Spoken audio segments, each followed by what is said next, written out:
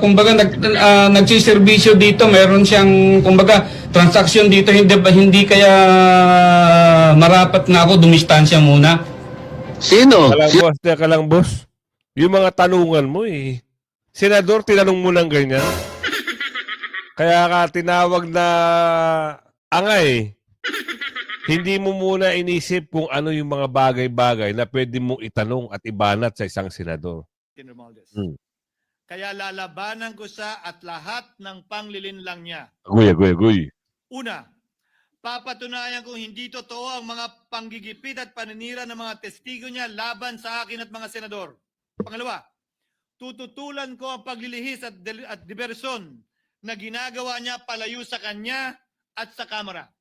Pangatlo, hindi ko papayagang sirain ang mga senador pag away-awayin tayo at sirain ang institusyon ng Senado. Good job. Pangapat, pinaniniwalaan ko at saludo ako kay Sergeant Gutesa at iba pang katulad niya sa paglabas ng katotohanan. Panglima, hindi ako matatakot banggitin ng paulit-ulit ang kanyang pangalan, Martin Romualdez. At ipaglalaban kong ipatawag Yari ka. investigahan si Martin Romualdez at lahat ng kanyang mga kasangkot at kasama. Hoy! Sino? Jason. Hoy!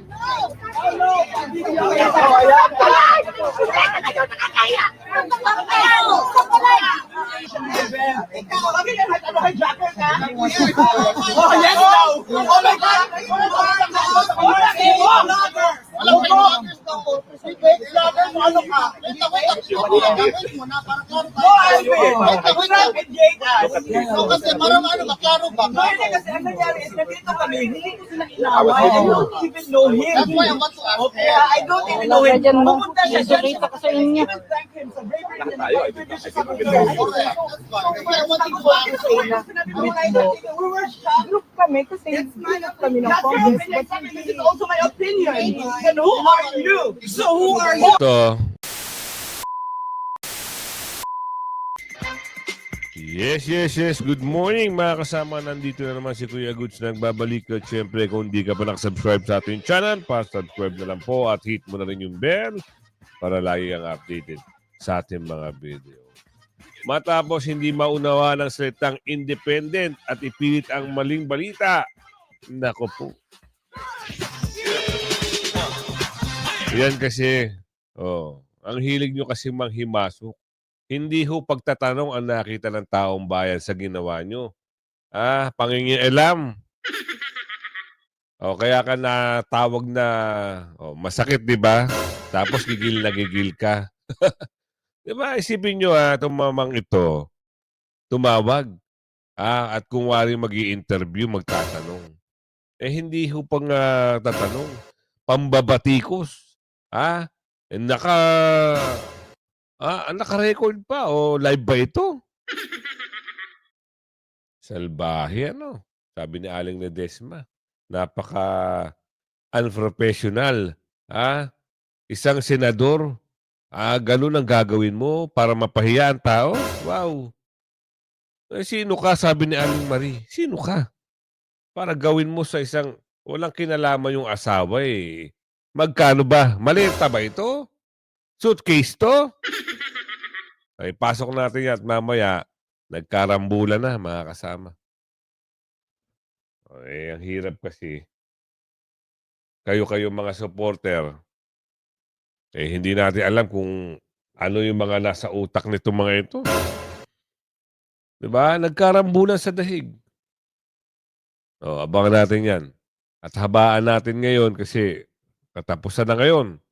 Kailangan magandang balita ang ibigay natin sa inyo. At napahiya sila kay Mamang Escudero, no? Hindi nila kayang gawin yun. Yung ginawa ni Chis Escudero na mag-speech at supalpalin ito si Balulong. Aba. Kaya yung mga tao, yung mga kasamahan niya, yung mga ibang plastic, naglapitan. Nakatikim siguro ng, nahimasmasan siguro. Ipapasok natin yan. At, oo nga, no? Meron pa isa dito, nagpa-picture pa. Sumama pa sa picture. Plastic yun eh. O, kilala na ba yun? Isang mix. Isang miss. Ha? Nagpa-picture pa. Laka ng mantakin nyo. O, pasok na natin to para magkaalaman na. Ha? Hindi mo kayang tanggapin ang pagiging ang salitang tanga.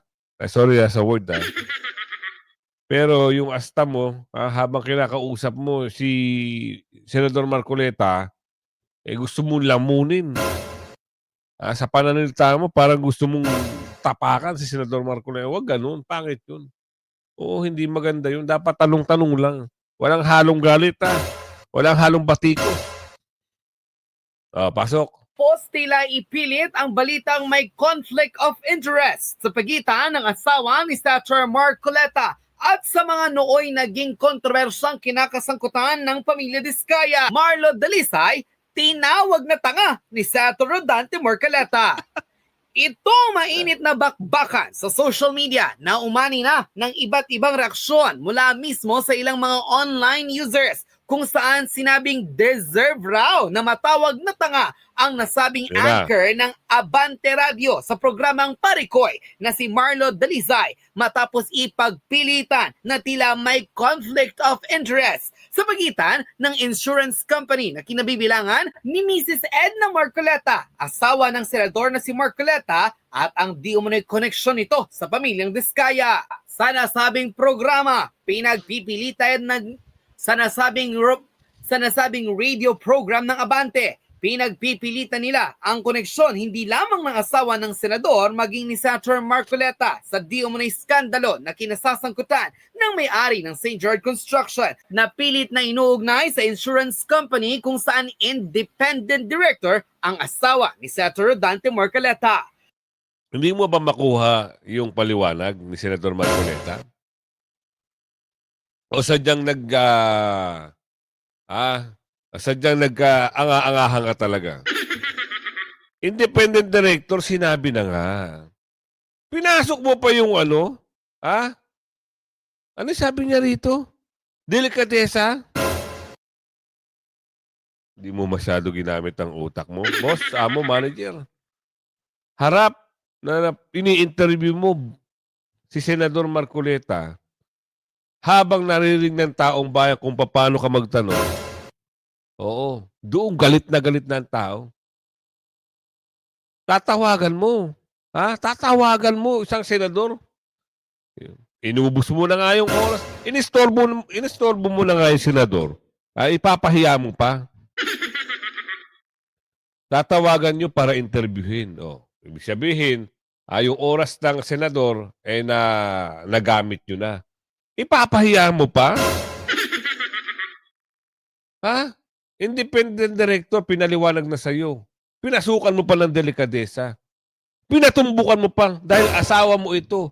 Nagtatanong kami, delikadesa. Nakita nyo? Tuloy. Sa mainit na diskusyonan, tila tinawag na mayabang ng ilang mga netizen ang pagpipilit ni Marlo Dalisay at tinanong pang senador kung nasan raw ang delikadesa nito matapos masangkot o makaladkad ang asawa o ang pangalan ng kanyang asawa sa mga skandalo na kinakasangkutan ng pamilya Diskaya. Ngunit sa hindi inaasang pagkakataon, tila nasupalpal on air ang radio anchor ng Abante kung saan ipinarealize sa kanya ni Senator Rodante Marcoleta kung gaano kaliit ang kokote nito para hindi maintindihan ng salitang independent na siyang pilit na inuugnay ang asawa ng senador sa insurance company kung saan nadadawit ang mag-asawang Curly at Sara Diskaya. Ang hirap pag konti lang ang utak, Manipis ba? Hindi kayang i-catch yung pagpapaliwanag ng Senador Marcoleta. Bakit hindi kaya? Ang tanong dito, baka meron ditong nasa likod na naman Kasi yung ibang mga reporter, yung mga ibang newscaster, hindi gagawin to Kaya nakakapagtaka, bakit ginawa nito? Ano pumasok sa utak mo, Senador, ginanan mo? Gusto mo bang sabihin na ikaw ay iba sa kanila? Iba ka doon sa mga ibang reporter? Gusto mong palabasin? Ano bang gusto mong palabasin na kaya mong bardagulin ang isang senador? Ganun ba yun? Nagtatanong lang ho kami. maling-mali naman yun eh. Kahit nga yung iba ingat na ingat eh. Tapos sa harap ng social media eh, parang feeling mo, ang kisig-kisig mo.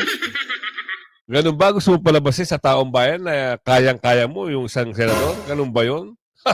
Hindi kasi astang-asta sa video, kuha ito sa video, kumalat. Eh kung hindi kayo nagla-live o kung upload, at tapos ganyan astahan nyo, pinakita nyo pa talaga yung astahan nyo na feeling nyo, kayang-kaya nyo yung mga senador. Ibahin nyo, Senador Marcoleta, marami nagmamahal dyan, boy. Oo. Oo, maraming nagmamahal dyan. Ikaw nanonood sa akin, type mo nga.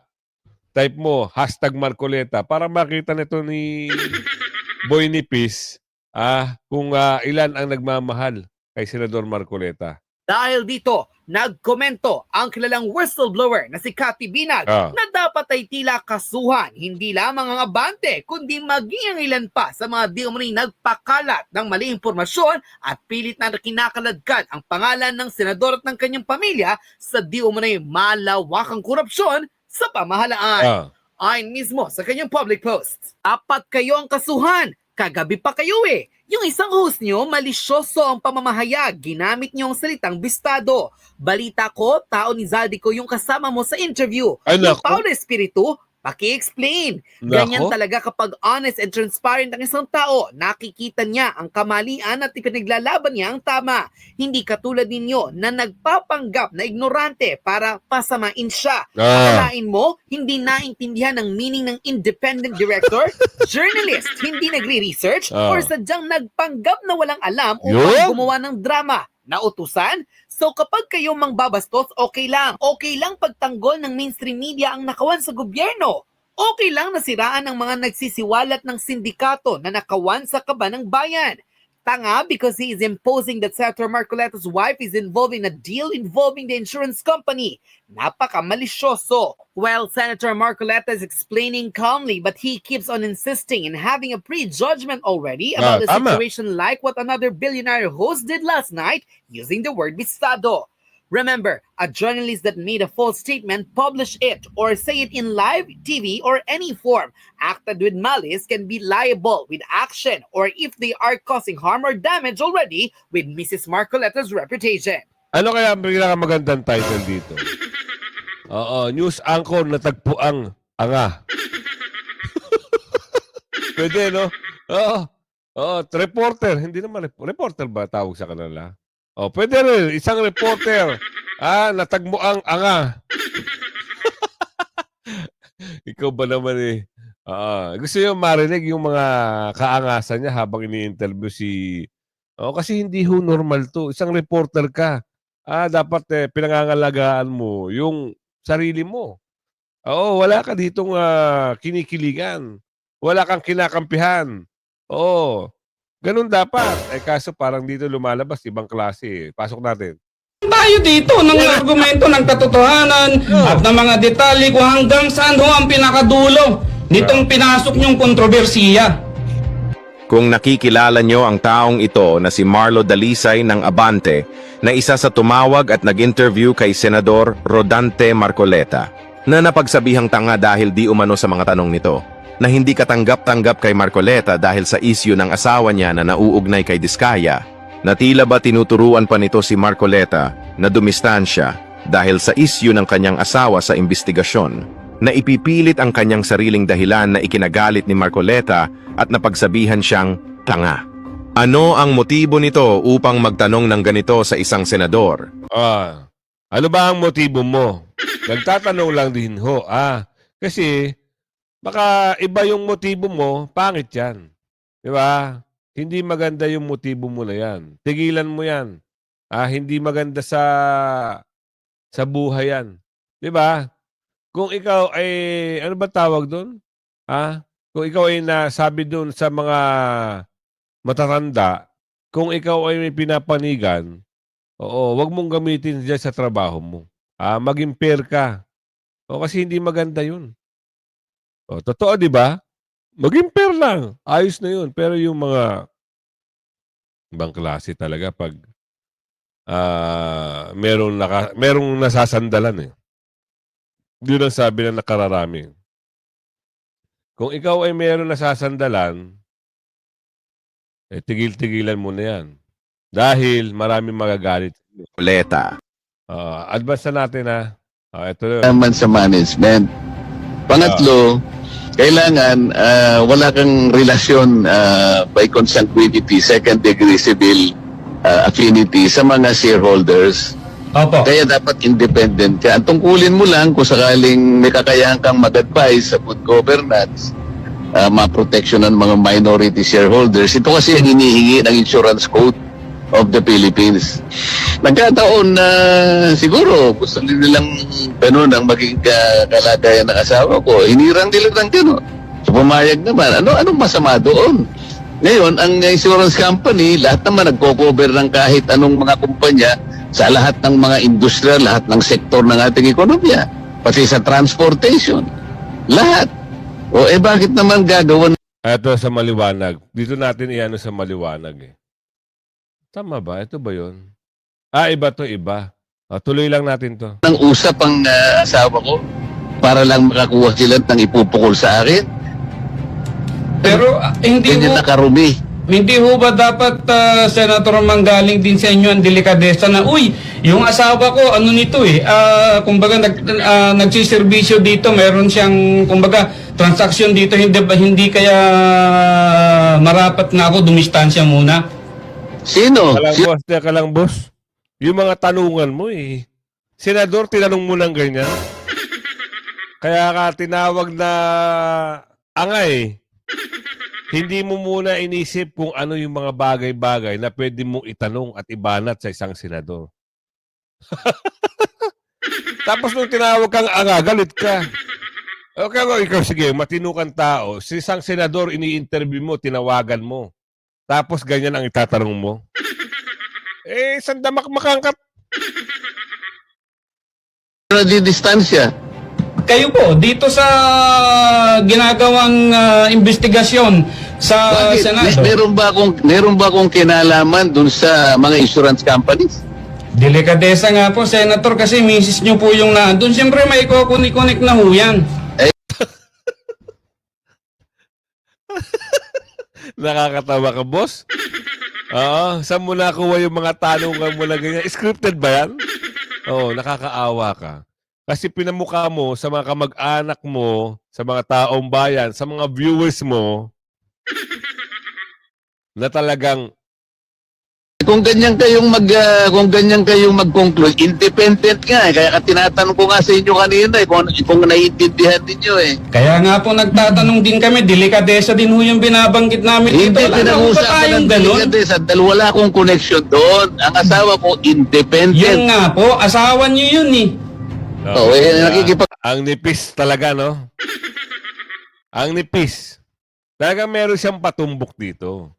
Tapos galit ka, tinawag kang anga. Anong gagawin natin yan? Kaya nagalit sa iyo ang milyon-milyon tao. Di ba? Naku po. Bida ka ngayon ng columnist, ng pahayagan. Bidang-bida ka ngayon. Kahit saan, trending ka. Debate ka pa sa akin eh. Akala ko ba, magtatanong ka lang. Nagtatanong din po kami, pero ipo-point out ko rin po yung Kapag argument sinasabi namin mo kasi dito. delikadesa, parang may connection na. Nagtatanong pero ipupunta niya yung delikadesa. Saan mo banda nakuha yung delikadesa na yan? At meron ka bang delikadesa na itanong yan sa isang senador? Hindi ka ba nagdalawang isip na itanong? At saan ka tumitingin habang tinatanong mo yan? Oo, may pakumpas ka pa ng kamay kanina. Pasok. Uy, wala nga eh. Naintindihan mo yun? Sige sir, salamat na lang po. Tingnan mo Tanga. Oh, kita nyo. inabot ko pa yun, Sen. Bakit hindi ka tatawagin anga? Puros naman ka talagang... Oo, awang-awa sa'yo ang sambayan ng Pilipinas. Nag-aral ka, para wala kang sabi ni Aling Ledesma dito, wala kang pinagkaiba dun sa mga... alam nyo na yun. Tuloy. Tinawag mo kami ritong tanga. O diba, ano yan? Yan ba yung mambabatas na ibinoboto nyo? Hindi Binastos mo eh. Tinawagan nyo, binastos nyo. Sa napakaraming manunood. Hindi ka, di ba? Alam mo ba yung pinupuwit mo sa isang senador? Yung ibang senador nga na doon sa plenary, hindi nagsasalita ng mga ganyan. Na ipapatungkol siya doon sa, ikukonek siya doon sa, nababalita sa asawa niya. Tapos ikaw, matindi ka, boy. Ang tindi mo. Kaya mga kasama, pag ganito mga tanungan, alam nyo na. Isa na naman tong Sarsuela. Ang tanong dito, how much? Sabi ni Aling Ledesma. Diba? Tuloy. nga niya masagot yung word na delikadesa eh. Saan mo nga nakuha yung word na delikadesa? Tinawagan nyo ang senador para sa pagtatanong. Na napapatungkol yung asawa niya doon sa bagong issue. Tapos meron kang word na ewan ko sa'yo, tigilan na nga. Nagalit tuloy yung ano. Ang dami mong pasakalye. Ang dami mong harash. Anong harash? Hanash. Diba? Ang dami mong ganun. Mapunta tayo sa Senado. Huwag na kayo masyadong ma-high blood. Sorry. Excuse me. Dito tayo. Mas magandang pag-usapan do. Eskidero, si Romualdez ang nasa likod ng pagdidiin ng mga senador. Una sa lahat. Naku. Dali. Hindi mo kakayanin ito si Mamang Eskidero. Ibahin mo. Kaya lalabas at lulutang ka ngayon dahil hindi siya papayag na hindi ka maimbestigahan. Pasok. Cheese Escudero, si dating House Speaker Martin Romualdez, gitnya. Si Romualdez ang nasa likod. Kaya diba? ng mga senador sa flood control scandal. Live mula sa Senado nangunguna sa balita, si News 5 Senate Correspondent Mayan Los Baños. Mayan, ano mga sinabi ni Senator Escudero? Jiggy, hindi na nga nagpaligoy-ligoy si Senator Jesus Escudero at diretsahan niya nang itinuro si Leyte 1st District Representative Martin Romualdez na nasa likod daw Yari ng ka. Venezuela para idiin ang mga senador sa issue ng anomalya sa flood control projects. Sa kanyang speech kanina sa plenaryo, iginiit ni Senator Escudero na si Romualdez daw ang may kasalanan kung bakit nagkakawatak-watak at nagkakaaway-away ngayon ng taong bayan. At ang sinasabi rin ni Escudero ay pilit daw kasing itinuturo sa mga senador itong issue ng maanomalyang flood control projects at inililihis sa kung sino ba talaga yung sangkot dito at ang ilan nga raw dyan ay galing sa Kamara kasama na nga raw itong si Congressman Romualdez. Pakinggan natin itong pahayag ni Senator Jesus Escudero. Isang tao lamang, Ginoong Pangulo, ang nasa likod ng script at sarswelang ito.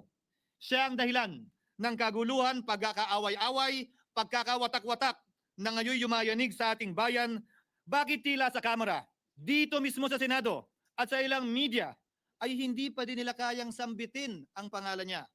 Pues, sasabihin ko, Martin Romualdez. Ayun na. Pilit na ginagawang panakip butas, ika nga at fall guy. Ba't kinat? Nakagulat. Dito lang nga tayo doon sa walang cut kasi pangit pag kinakat eh. No? Diba? Mas maganda dito sa walang cut. Maganda pakinggan to.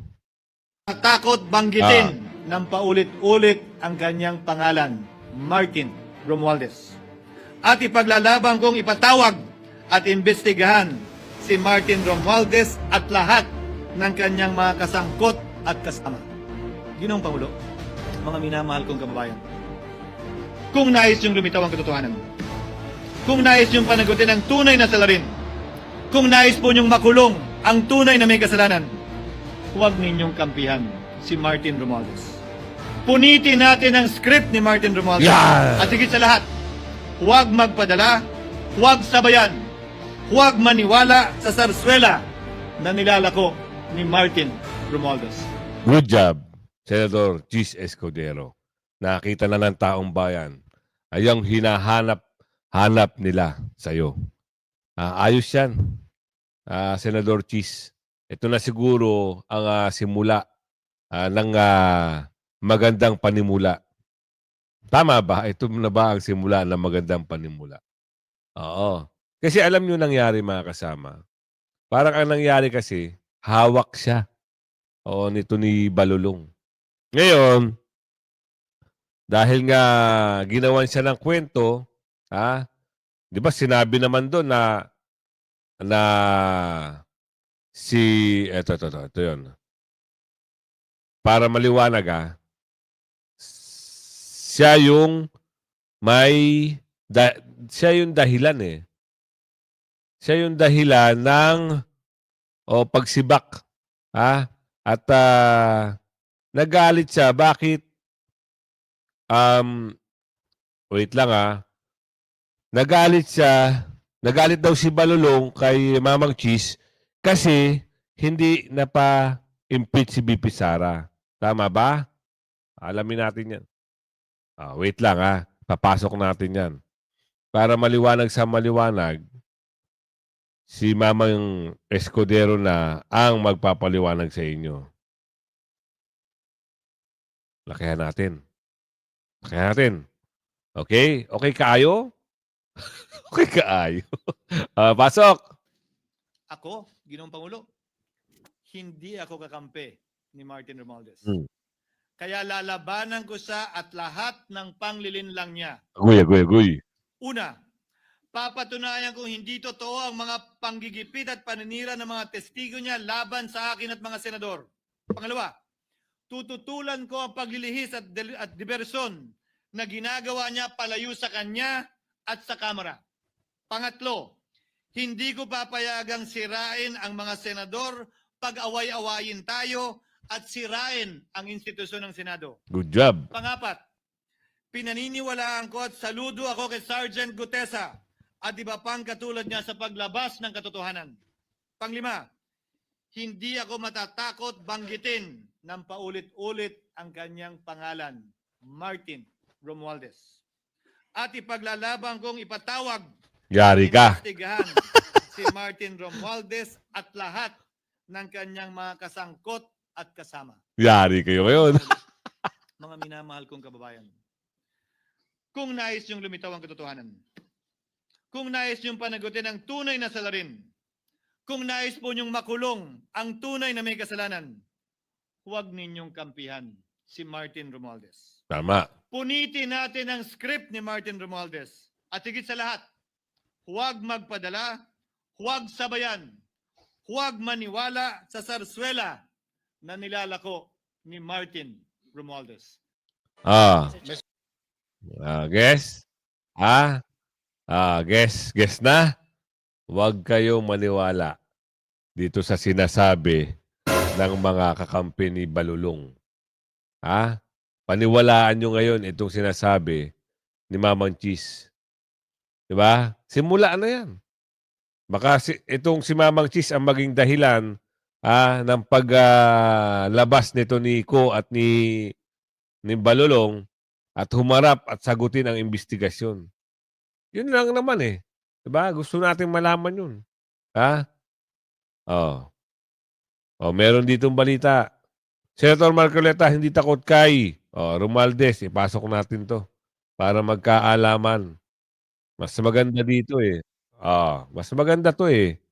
Maliwanag sa maliwanag pa sa sikat ng araw. Nagsabing hindi rin po ako takot kay Speaker Martin Romualdez. Bukod kay Senador Cheese Escudero, may nagsalita na rin? Meron din po.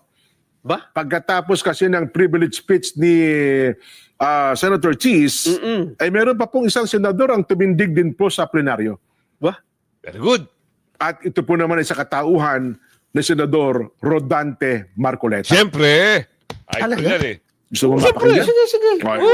Pakinggan natin ang bahagi ng pahayag ni Senador Rodante Marcoleta. Rodante Marcoleta is recognized.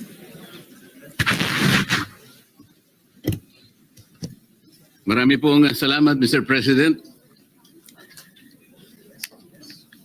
Ako po ay tumatayo ngayon para sa isang usaping pampersonal at pangkalahatang pribilehyo. Ginoong Pangulo, ang gulo-gulo na po natin. Tama.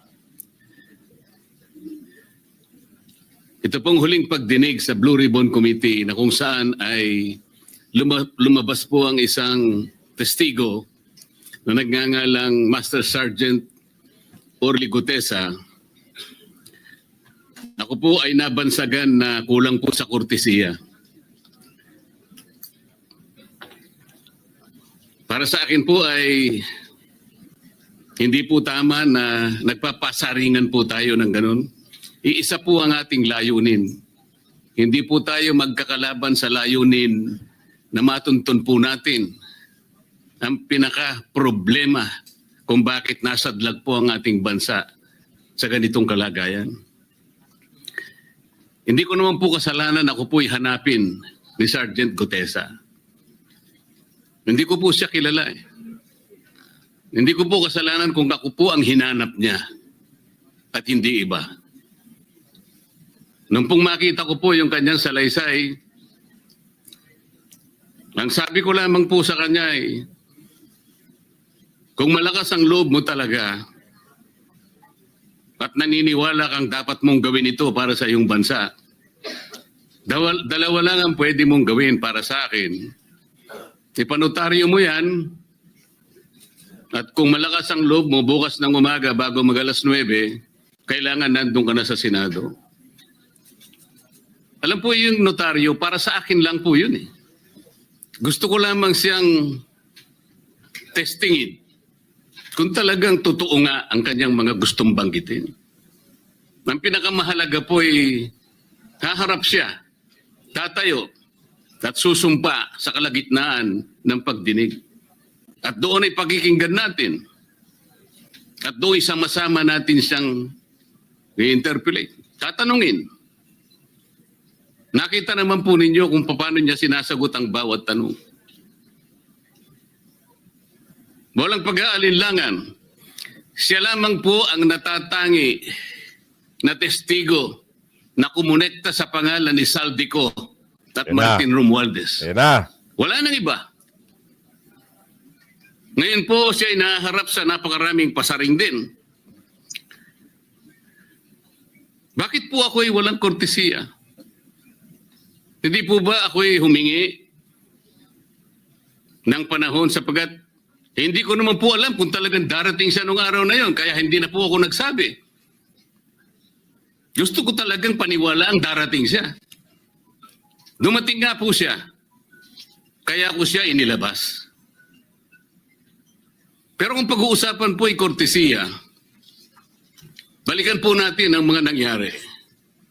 Nung ako po ay chairman pa ng Blue Ribbon Committee, nagkaroon po ng pagdinig. Unang pagdinig ay August 19, 2025. Isang araw bago po nagkaroon ng pagdinig ang Blue Ribbon Committee, ang ating pong kasama, si Senator Lacson, ay nagkaroon po ng posting sa Twitter yata ito, hindi po ako sanay dito eh. Babasahin ko po, August 20, 2025. The Senate Blue Ribbon Committee hearing yesterday is akin to the cart going ahead of the horse.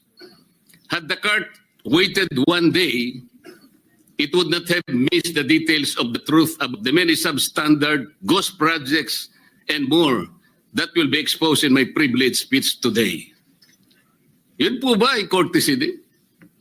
Sa akin pong palagay, hindi dapat po nagkaroon ng ganitong pagpapasaring. Alam ko po ba kung sino-sino ang tatayo para mag-deliver ng privilege speech? Matagal ko na pong sinabi noon kung kailan po ang pagdinig. Wala po akong itinago.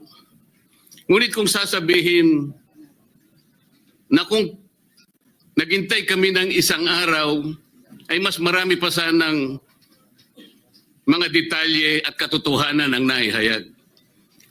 Hindi po ba sinabi ko sa inyo noon, mismong Pangulo ng Republika ng Pilipinas ang nagbigay sa akin ng USB na nandun po lahat ang mga proyektong pinaghihinala na ghost projects. Ayaw ko lamang pong ilabas ng isa-isa sapagkat sa aking pagkakaalam noon, Ginoong Pangulo, mali din po yung binigay na mga coordinate sapagkat ang pinagbasihan nila yung MYPS, hindi yung PCMA, na palagi ko pong binabanggit. Sa mga kahit na po yung mga binanggit na projects ng ating kasama, salig po sa mga maling coordination eh. At saka konti lang, pinili lang. Nagkataon lang po maganda nga talagang pagkakapresent sapagkat kulang na lang po yung cinematography at saka screenplay kung meron pa lang sanang sound effects, baka nandun yun eh. Huwag po sana ganun magpasaringan tayo. Iisa po ang layunin natin dito eh. Yung matukoy natin kung sino ang merong utak dito. Yan. Na ngayon po ay unti-unti na pong naihayag. Sino bang natatakot kay Martin Romualdez? Marami po siguro dito sa kapulungan ito. Pero hindi ako natatakot kay Martin Romualdez. Nice, nice.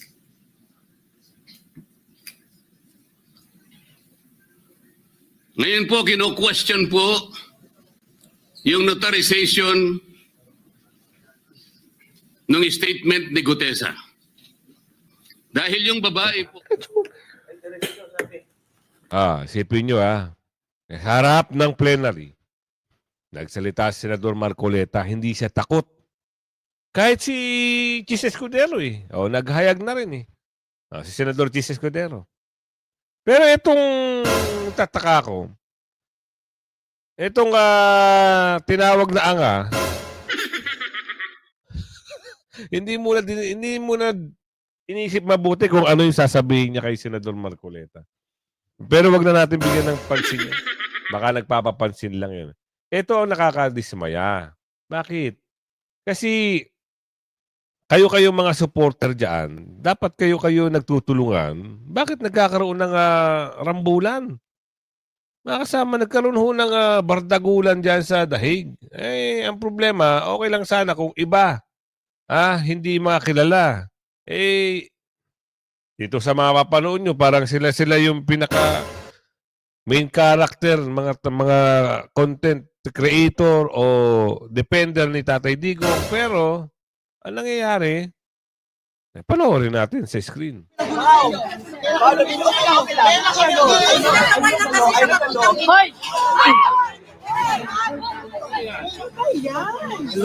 Sino? Jason. Hoy!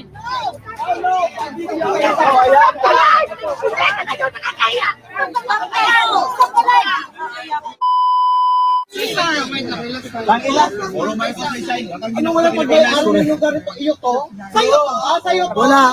Talaga? Okay na pero. Ikaw, lagi na ano kay jacket ka? Oh, yes daw! Oh my God! Alam mo kayo vloggers daw po. Si fake vlogger mo ano ka? Wait mo na para klaro tayo. Wait. So kasi marami maklaro ba? Hindi kasi ang nangyari is nandito kami, hindi ko sila inaway. I don't even know him. That's why I want to ask. Okay, I don't even know him. Pumunta siya dyan. Nakita ko sa inyo. Thank him sa bravery niya. We were shocked. Group kami kasi kami ng Congress. This is also my opinion. And who are you? So who are you? Ito, ang nangyayari, andito po si attorney Hinlo. Diba? Ang nangyayari dito, ito makikita nyo na talaga na hindi magandang ehemplo na nabibidyohan pa, nakalive pa, na merong mga argumento. Ang magiging effect nito sa mga manonood at lalong-lalo na sa supporters ni Tatay Digong, ibang klase na. Diba? Bakit laging ganyan? Kasi marami ng insidenteng nangyaring ganyan Bakbakan dito, bakbakan doon. Ngaw-ngawan dito, ngaw-ngawan doon. Alam nyo kung totoo na kayo ay supporters, leaders pa nga yung iba rito Wala. Wala na akong ibang sasabihin na manood na lang tayo. Who are you? I'm Tia Moreno. Who are you? I am dead. No one knows you. I know that. Pero ako naman kasi yung issue sa akin, that's why I did say that I called. Pero kasi, Wait lang Tiyo. Pasalita mo na Tiyo. Bago ba ako masakilaw? Kaya masabi ko sa'yo. Nagbibideo pa mga kulto nila. There's already a division Because I wanted to make sure. Nakulbaan man pa siniman. Ano man ikaw man? Nakakakaba kayo. I never used that as a dito kasi I was not part of it. It's a message, it's a private conversation. Parang I don't know what was posted. That's my opinion. And that's my opinion. Just about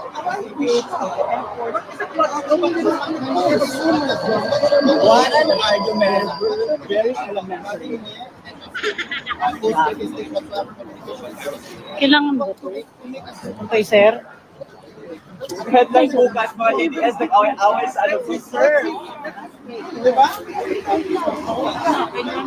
Hinalita mo ng maayos, ng I pray for my own. Wala, kalma lang.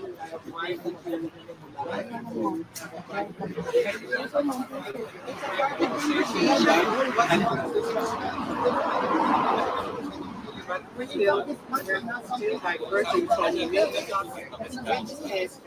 what if you will not see my team? I don't have to be division. Why? It's not meant for the story. It's possible. Why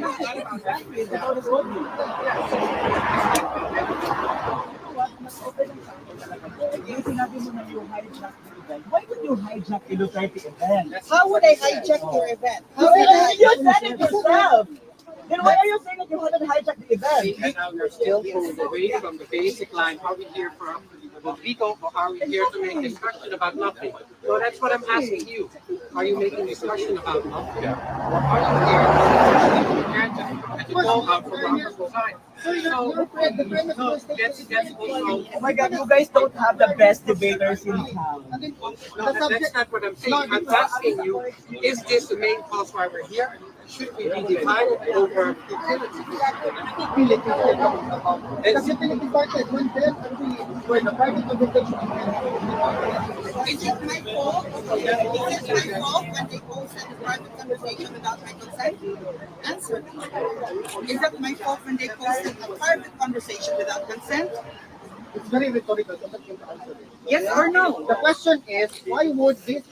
Yes, it's not my fault. You're okay with it? Yes, it's not my Expressing. No, of course not. It's expressing personal. No, kasi nga, gang, I wanted to point this out because it's very sad. We are here for PRRD. No, for me. We are here for PRRD. Di ba? Pangit tignan. Hindi ka aya-aya. Naka-live pa talaga.